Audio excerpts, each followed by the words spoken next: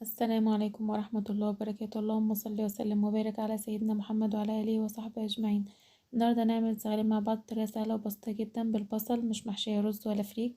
معانا بصل وعليه معلقتين فلفل أحمر بارد مش حار، هنقلبهم كويس. بصل مفروم طبعا، نحط عليها ملح وفلفل أسمر وبهارات لحمة ورشة جوز الطيب ونقلبهم كويس ونحشي بيها الزغالين ونحط كده ونفرغ الزغالين ونحشي بيها بصل.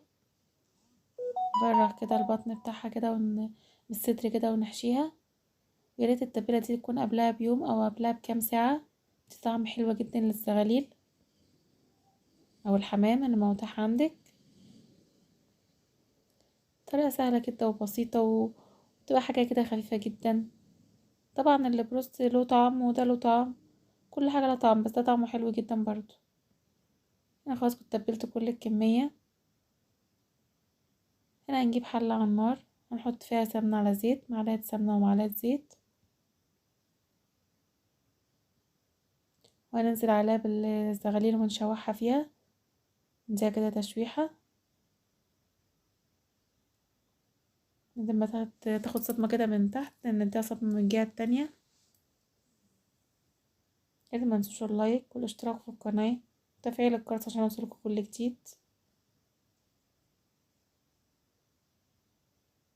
نقلبها كده على الجهة التانية، كانت خدت وش وصدمة، مش شرط انها تتحمر معانا لان كده كده هنحمرها تاني.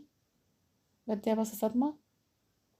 هنا معانا بصل متقطع قطع صغيرة وفلفل، وده كان بربع معلقة فلفل اسود وشوية ملح ونحطه فوق، وانزل بربع كوباية مية. والله ما كانتش محتاجة كمان المية دي، هي نزلت مية كتير. هنا بوريكم اهي، شوفي هي نزلت مية قد ايه لوحدها من غير ما انا محطتش حاجة غير الربع كوباية اللي انا حطيتها. هنا بعد ساعة من التسوية بوريكم انها بتعرفي انها استوى ازاي، تك على دراعها كده تلاقيه اتفتح معاكي بكل سهولة، يبقى كده الحمام استوى معاكي. انا خلاص كنت طفيت عليه وطلعته ودخلته الفرن وحمرته على الشواية. عايزة تحمريه في زيت حمريه، بس كده اخف. بوريكم انها دايبة ومستوية جدا، طعمها حلو قوي، والبصل ده طعمه حلو جدا. لايك واشتراك في القناة.